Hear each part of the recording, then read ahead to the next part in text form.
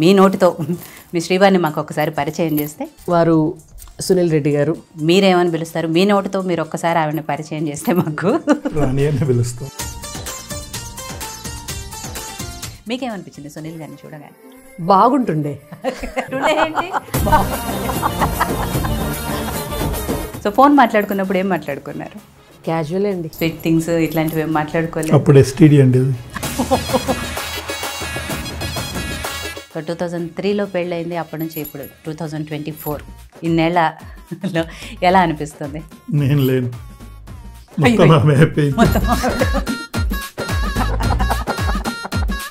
మీరు జర్నలిస్ట్గా ఉండి, న్యూస్ ప్రెజెంటర్గా ఉండి, ఉద్యమకారులుగా ఉండి, రాజకీయ నాయకురాలుగా ఉండి ఇవన్నీ చేయటం అనేది ఆ సహకారం ఉంటేనే ఉంటుంది. కాబట్టి ఆ విషయంలో సునీల్ గారికి ఎన్ని మార్కులు ఇస్తారు?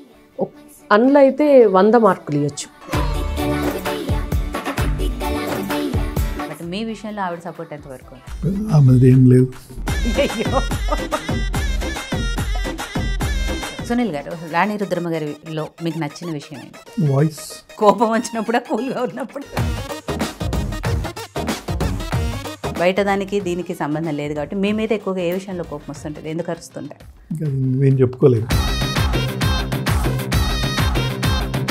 సో మీరేమని పిలుస్తారు సునీల్ గారిని? నేను ఏమండి అంట. పేరు పెట్టి పిల్లలు అండ్ పక్కన నుంచి ఎక్స్ప్రెస్. ఇలాంటి చీర కట్టుకుంటే బాగుంటుంది, ఈ కలర్ అయితే ఆవిడకి సెట్ అవుతుంది, బాగా సూట్ అవుతుంది, ఇలాంటివన్నీ ఎప్పుడైనా ఆలోచించారా? అనిపిస్తుంది మీకు? నేను చెప్పిన పట్టించుకోదు. 90% ఆడవాళ్ళు ఎవరు పట్టించుకోరు. బాగా నవ్వుకునే సందర్భం. నాకు బామ్మర్ది అవుతాడు వరుసకి. వాడు చిన్న పిల్లోడప్పుడు. పెళ్లి పిల్లగాడు బాగున్నాడా అని అడిగిందంట తను. లేదమ్మా, పెళ్లి పిల్లగాడు చాలా బాగున్నాడమ్మా, అమ్మ నాకు సూట్ కాలే అమ్మా అంటున్నాడు. సో ఇద్దరి 20 ఏళ్ల పెళ్లి పుస్తకంలో ఒక మర్చిపోలేని సంఘటన, మర్చిపోలేని రోజు అంటూ ఏదైనా ఉందంటే ఏం చెప్తారు సునీల్ గారు? ఫస్ట్ మీరు చెప్పండి, మీకు మర్చిపోలేని సంఘటన. మా పాప పుట్టాడు.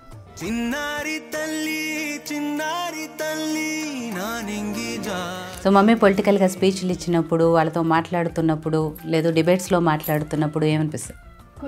కొన్నిట్లలో అయితే తిట్టినప్పుడు భలే అనిపిస్తుంది.